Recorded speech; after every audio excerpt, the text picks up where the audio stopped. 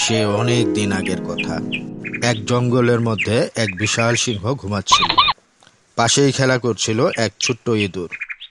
খেলতে খেলতে ইঁদুরটি হঠাৎ সিংহের গায়ের উপর উঠে পড়ে। এতে সিংহ খুব বিরক্ত হল। সে গর্জন করে বলে উঠল, কে আমার ঘুম ভাঙালো?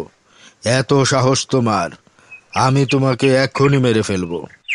এই বলে সে ছোট্ট ইঁদুরটিকে ধরে ফেলল। ইঁদুরটি তখন কাঁপা কাঁপা কণ্ঠে বলল, দয়া করুন মহারাজ, আমাকে মারবেন না। আমি খুব ছোট্ট, আমাকে খেয়ে আপনার কি লাভ? আমাকে বাঁচাও, আমাকে যদি ছেড়ে দাও, একদিন আমি তোমার উপকার করব। সিংহ হাসি দিয়ে বলল, তুই আমার উপকার করবি?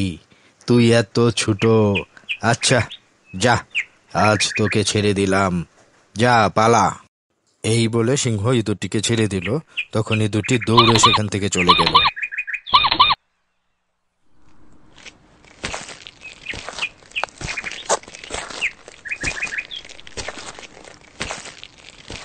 কয়েকদিন পর ওই জঙ্গলে এক শিকারী আসলো। সে জঙ্গলে জাল বিছিয়ে রেখে চলে গেল।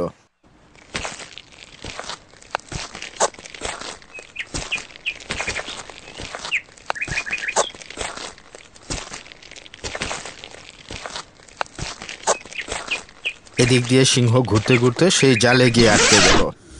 জালে আটকা পড়ে সিংহ বলতে লাগলো, হায় হায়, এখন কি হবে?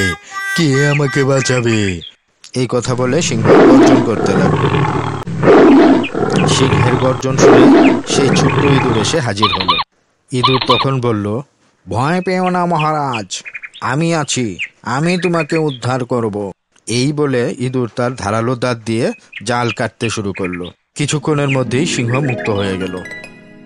জাল থেকে মুক্ত হয়ে সিংহ খুবই খুশি হলো। তখন সেই ইঁদুরকে বলল, ধন্যবাদ বন্ধু, তুমি আমার খুব উপকার করলে। তুমি প্রমাণ করলে ছোট্ট হলেও অনেক বড় উপকার করা যায়। তখন ইঁদুর হাসি দিয়ে বলল, তাই তো বলেছিলাম, একদিন আমি আপনার উপকার করব। তারপর ইঁদুর ও সিংহ খুশি মনে সেখান থেকে চলে গেল।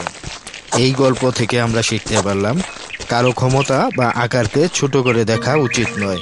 ছোটরাও বড় কাজে সাহায্য করতে পারে, অর্থাৎ যে কারো কাছ থেকেই সাহায্য আসতে পারে।